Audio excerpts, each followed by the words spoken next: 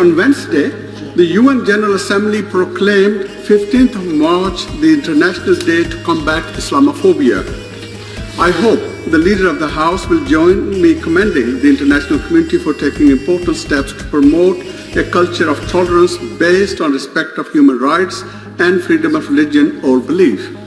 Given the rampant Islamophobia in the UK, which has devastating consequences on our British Muslim community, will the Leader of the House consider a backbench business debate on Islamophobia in government time? Well, I thank the honourable gentleman for his question and his good wishes at the beginning. I think he's right again to draw attention to the fact that all forms of मुत्तहदा ने बाज़ाब्ता तौर पर 15 मार्च को Islamophobia से निपटने के आलमी दिन के तौर पर तस्लीम किया।